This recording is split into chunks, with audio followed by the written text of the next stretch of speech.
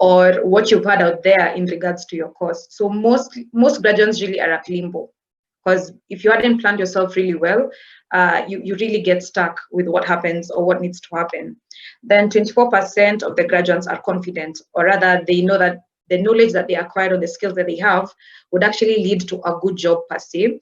And I'd say this is especially for guys who did technical courses. So someone who did engineering, this mathematics, computer science, I'd say they're really ground in knowing that their skills would actually pay out.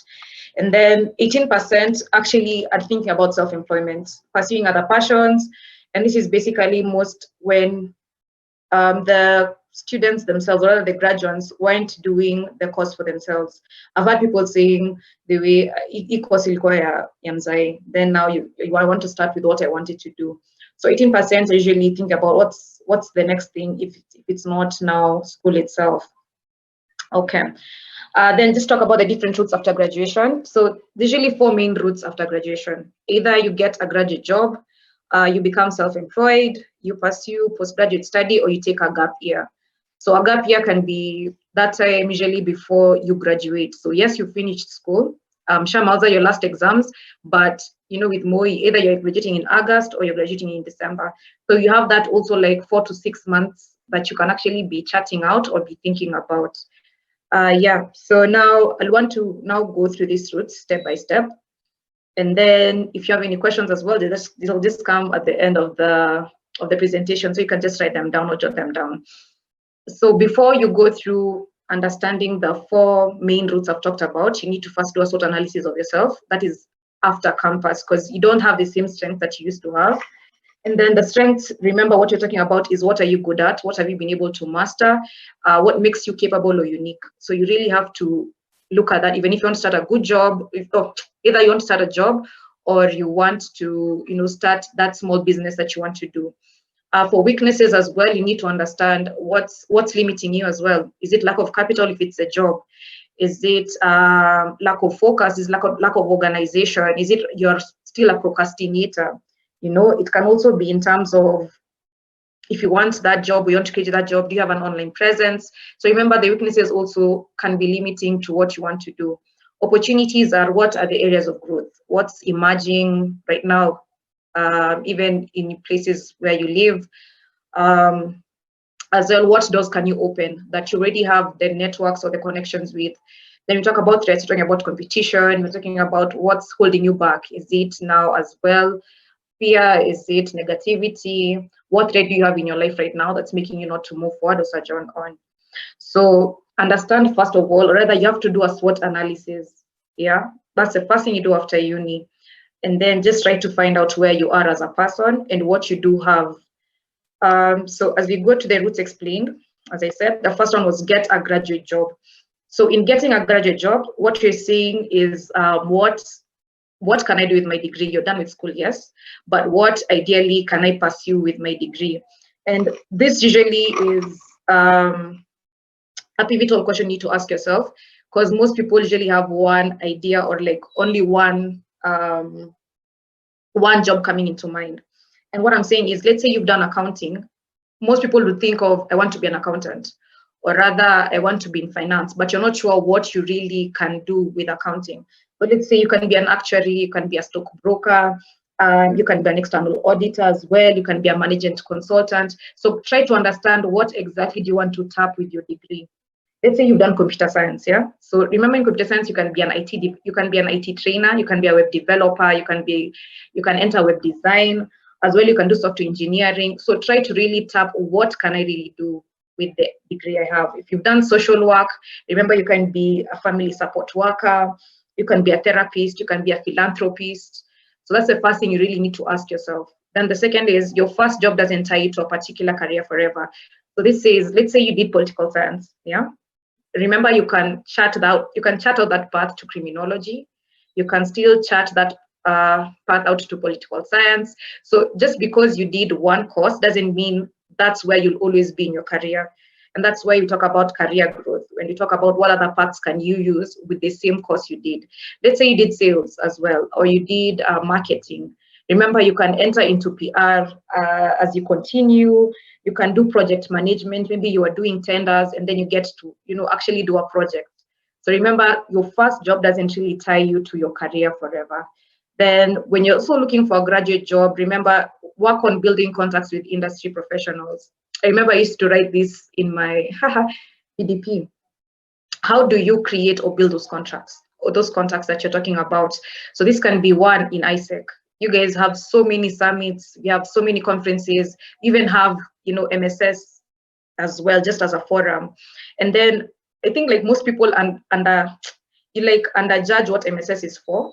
As much as MSS, you're looking for attendance and you're having fun. Remember, that's where you're also getting the connections. So maybe it's that that speaker who came and maybe she said something that really touched you. So the next thing is, how do I contact her? Yeah, did she leave an email? How can I get to know more about 1, 2, 3, 4, 5? This can be also through career fairs. This can be as well your own work or your own career that you're looking at. So if it's, let's say you did HR, you can look at which IHRM events are there. If you did psychology, there's usually this Kenya Psychology Association, you can check it out. If you did STEM, okay, you in STEM, that is.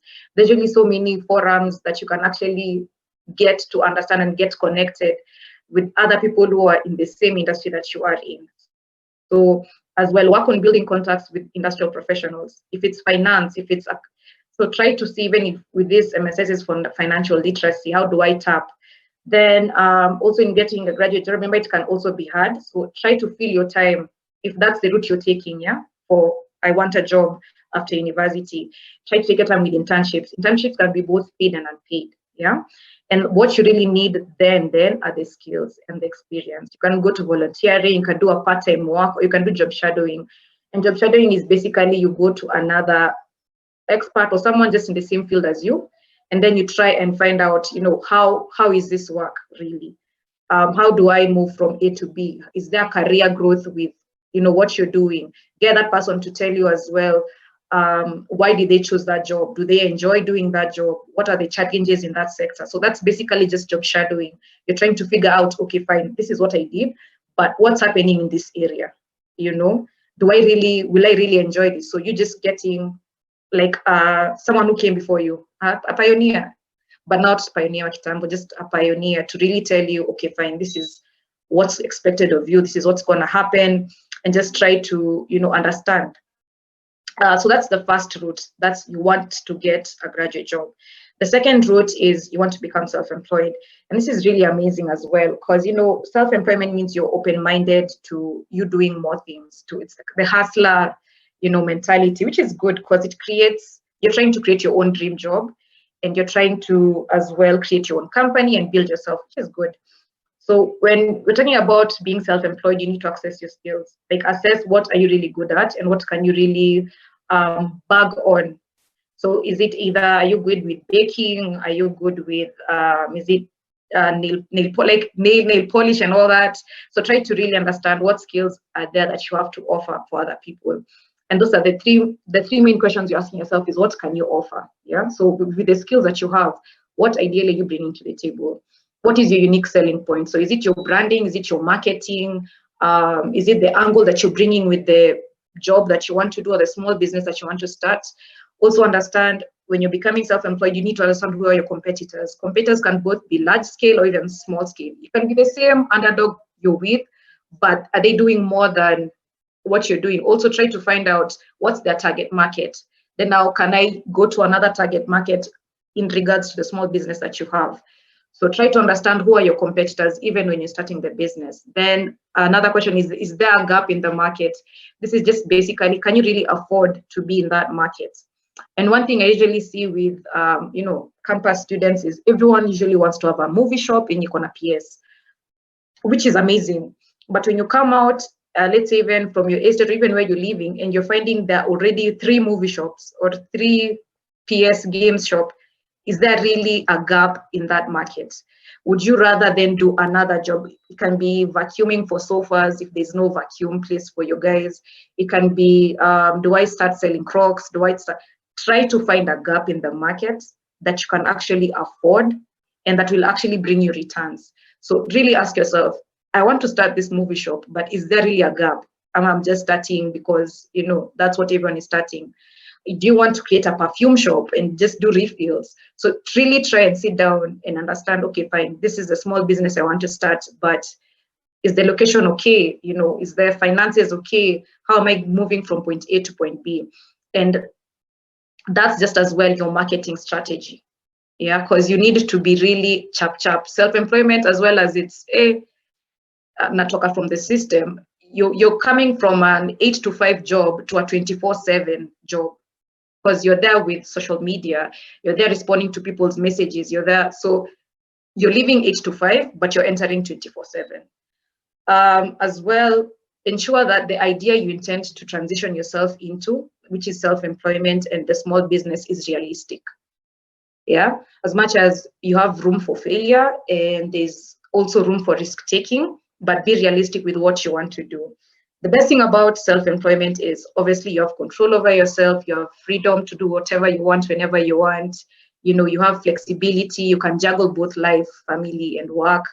But as well as it sounds that fun, remember you are juggling a lot of responsibilities at that time. Remember, you have to know how you're marketing, if you need staff management, that is if you want to, how you want your small business to look like. Do you want to be the only person who's like sole proprietor, or you want to have a partner? Remember as well, there's this balance between work and leisure. You can be too leisure-less, you can laxity, Jesus. You can be too relaxed with your work or with the small business that you tend to stagnate.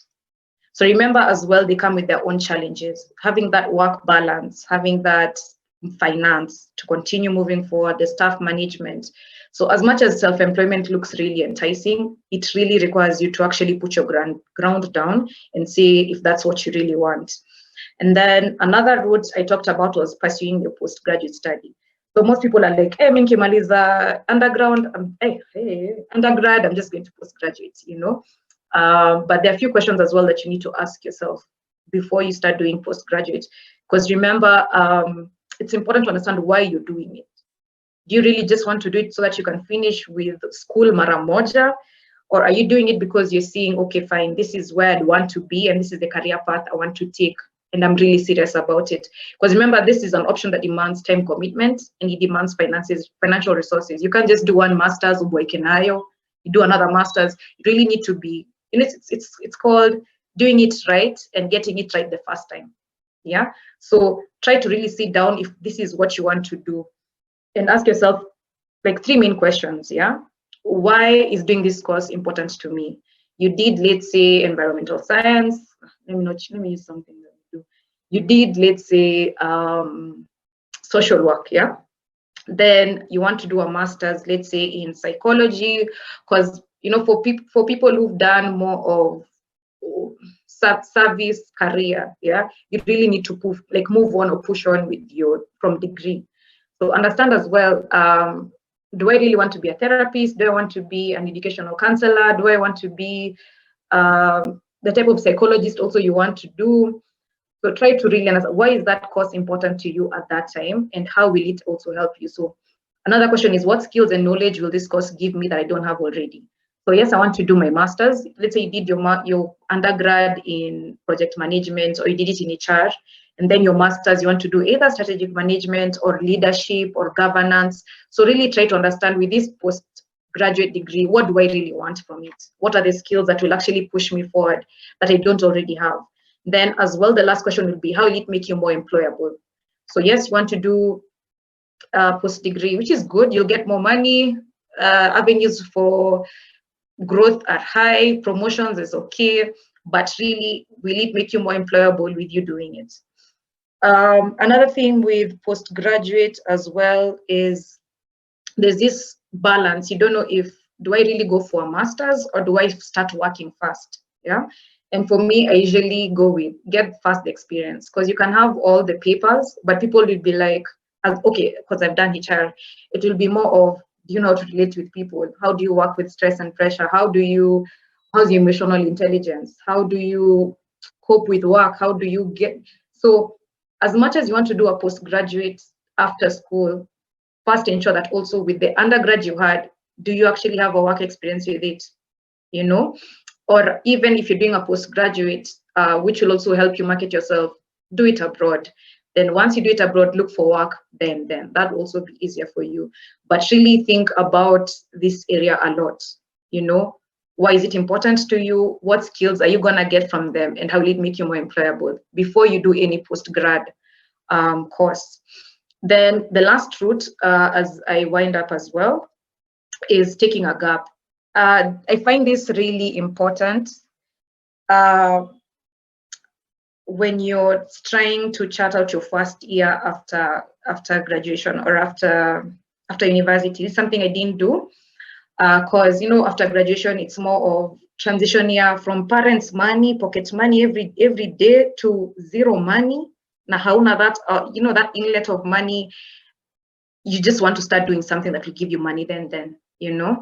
And it's really important or pivotal for you guys to actually sit down, even if it's a month, and just chat out. Because one thing we don't do with this generation is we know where we are, yes. We know where we want to go. We know the destination. We want that soft life and we want that money. But in between those two dots, we don't know how to bridge them up. You know where you are, but your bridge is so blurry, you know your destination. And now, the fact that you don't take time to understand how you're reaching there and create a blueprint is what now makes people go for easy money. So you'll go for a Ponzi scheme once you've seen things as Ziko Vizuri, you go for Forex that you don't even really know about or you haven't really studied it well. You go for cons, or you rather get conned of all of your money. Or you have a PSC madam, you look for someone who's going to give you money because in life we've been suffering and there are avenues on how I can get money. So really take this, as I said, this 4 to 6 months before you graduate, like before you get that, this list has been accepted to go for graduation. Why? Because this demonstrates a lot of maturity, there's good organization, and there's planning of skills. So you try to chart out how you really want it can even be your like a short-term goal, like how you want your first 3 years to look like, not even your whole career path. And then as well, plan your year carefully by scheduling any activities. So remember, as much as you're still trying to chart out what you want to do, you can as well be doing little things. So it can be, I want to know how to drive. So you can go for driving, you can learn a language, you can do coding, you can do web design.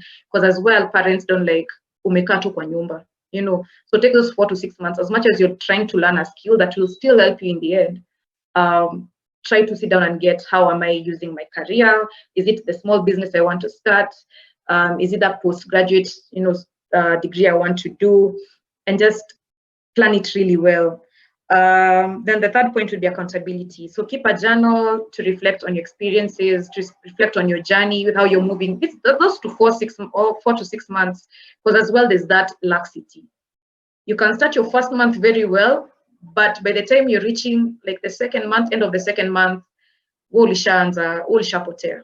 Like imefika point now you don't know what you're doing at the time, and you're not seeing any positive impact or any positive result from it.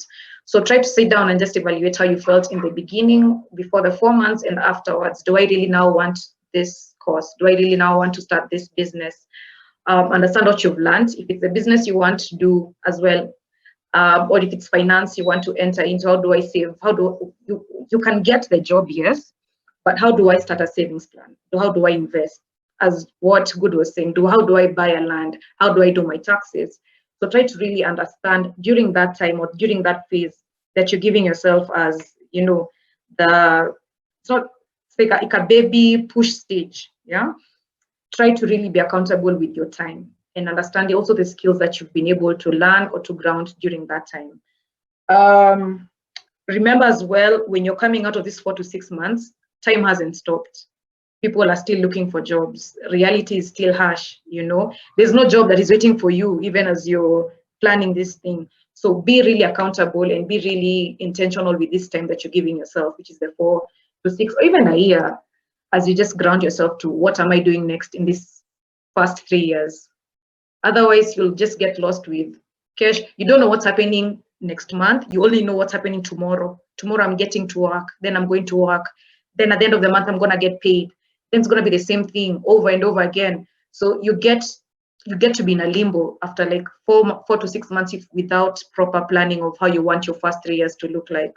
So as well, this is really important, even when you guys are coming out of campus, or even before campus, before you finish, just sitting down and understanding, okay, fine, I've done this course. What are the avenues I can use?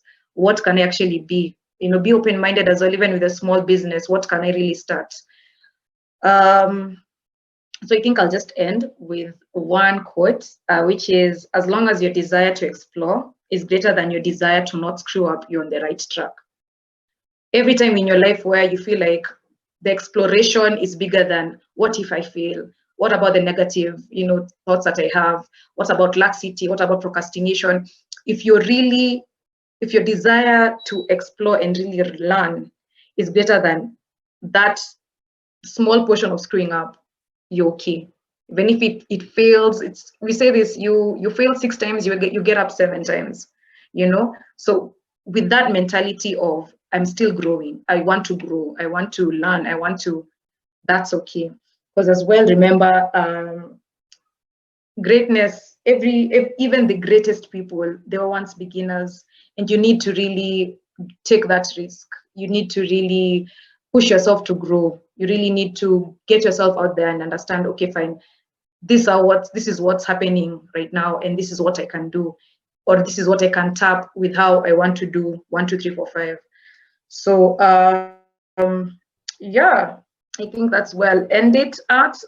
If you have any questions as well, I can be willing to take. Then I think after the questions, I'll just give you guys one parting shot, so that msikuwe mmeingia baridi tena sana.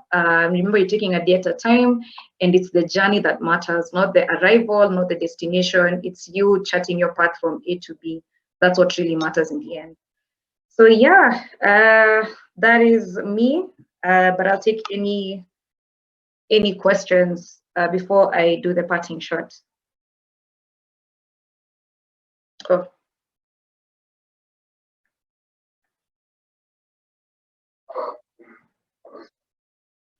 Mm-hmm.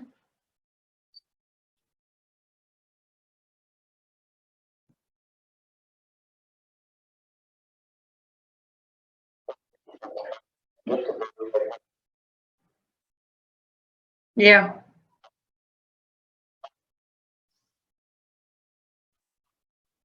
Yeah. Yeah.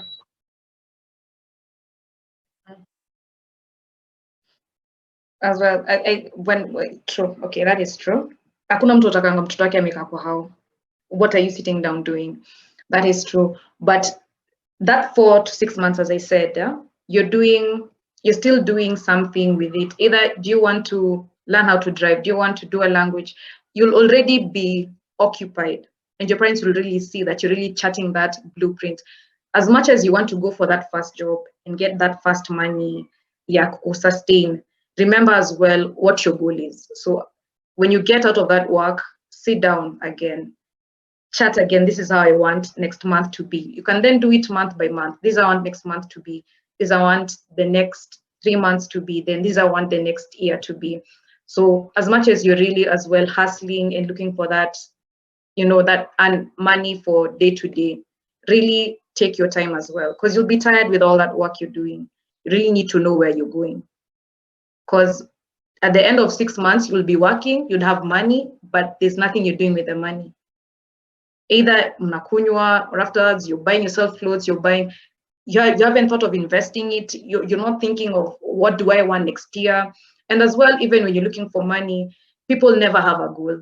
Like, you want money, but no one says, by the end of this year, I want to have 60,000 in my account, on my current account. I want to have 20,000 on my savings account. I want to have. So even when you're planning your money and you want that money, understand how you're getting that money and how you're also using the money that you want. So don't be too fast kuonyeshana, hey, I'm getting money, but where's the money going if you don't have a plan for it? So really sit down as well.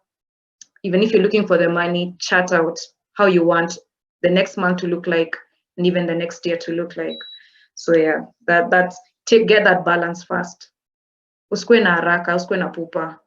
Even parents know job haziko Kenya. You're not the first one to get out of school and not get a job within the first month. But how are you using that first month? So yeah. Well, thank you so much for that question, Malcolm. I have a question. Yeah. First of all, great presentation. Thank you so much. I wrote it in the chat box, but I guess you can't see. So my question is, what role does AIESEC have post-university? And then how can we leverage on AIESEC, like for a post-university plan in your own little experience or in your own little opinion? Okay. So how can you use AIESEC? One, remember with what you're doing, there are actually alumni from AIESEC who did what you did. I feel like people don't tap with the alumni group. So you can be, yes, I did finance and I don't know where I'll get my first job. But you have alumni in AIESEC who are willing to still help you and to, find that job that you are looking for. So one, you can use the alumni network as a leverage on how AIESEC can help you. Two, having it on your, what's it called, your CV, or rather even in your cover letters, ensure that you have AIESEC there. I did this and this. I was in talent management. I was in finance. I was able to do 1, 2, 3, 4, 5. I was able to, so as well with your cover letter, I can see, okay, this is someone who already knows what work is and what commitment is. 3, if you go for exchange as well, that's really a selling point for you because you've been with different cultures, you've learned from different things. So as well, leverage on exchange because you can as well you can network and meet your next employers during exchange. You can meet the person who's actually gonna network you with the job you want by that individual you meet in exchange. You see? So once you finish school, if it's school that was limiting you, go for exchange. Get to network, get to know people, build your contact. 2, use the alumni network. Whatever is there right now, use those summits that people go to. Get to understand from your point in AIESEC right now and the opportunities that are there. Tap on those meetings, tap on those summits after university, that is. And yeah, always ensure that also AIESEC is in your CV. People can see, okay, you did this and this and that. You were able to, manage a team. You're good with your social or negotiation skills, your communication skills. So remember that also comes out in your CV. That's what I can see for the first few months or the first few years you're getting out of AIESEC. Try to leverage on the people who are there before you, get to understand their journeys, and then use that to push yourself forward.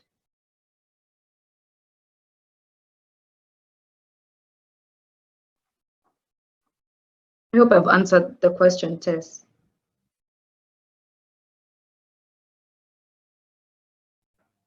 Okay.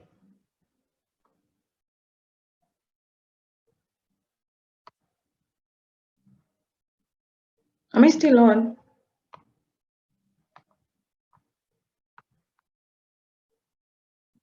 Oh, Jesus. Yes. Okay. So if there are no questions, which is still okay, you can still put them on the chat box, or rather you can inbox me as well. I'll just do my parting shots so that I can as well give you guys room for Kahoot. The parting shot is courage doesn't always roar. This is for everyone. Sometimes courage is a little voice at the end of the day that says, I'll try again tomorrow. And now that you guys are in AIESEC, you're on the right track. Let me just start by there. You're on the right track. You don't need to know everything now. You don't need to figure things out now. People are in their 30s and they're still figuring out their lives, So sometimes you'll feel, I'm down, or rather, what is this career or this course going to do? What's, the small business you want to do? How am I going to move from point A to point B? But sometimes it's that courage, that little voice of tomorrow will be better and tomorrow I'll try again. So understand that where you are is where you need to be. You're on the right track. Just keep on moving a day at a time until you finish campus. And even after you finish, you have a whole 4 to 6 months to still think about what you want to do. But leverage on AIESEC right now. Attend those MSSs, attend those summits, get the contact of that facilitator. Don't attend the summit or attend MSS for the session. Attend the MSS because, once I get to talk to this person with how they're talking, with their mentality, with that mental headspace, I can ask 3, 4, 5 and get a move on with how I want my life. Most things we don't do as well with Kenyan universities is we don't have career guiders. Hakuna mtu atakwambia, you continue moving like this. There's 1, 2, 3, 4, 5 opportunities. You'll really need to sit down and understand this career I'm doing. Who am I asking? What questions am I, knocking with people's careers or with where they've reached? Do you enjoy your work? What made you choose this company? What challenges does this sector have? Try to really understand as well with the connections that you will make. And even, as I said, with the alumni network, people who've been there before you, try to do job shadowing. It will really help you as well when you're coming out of campus. So that is me. That is the end of my presentation. I'll pass it back to Malcolm. And then if you have any other questions, you'll just DM me, or even co-official AIESEC group. I'll still be able to answer the questions. I always do a knock joke. Are you guys ready? Are you guys ready? Let me stop sharing first. Are you guys ready? Let me tell you, it's gonna be lame. Or it won't make sense. But don't be a tough crowd. Don't be a tough. Don't be those people. So. Okay, so guys, your mics.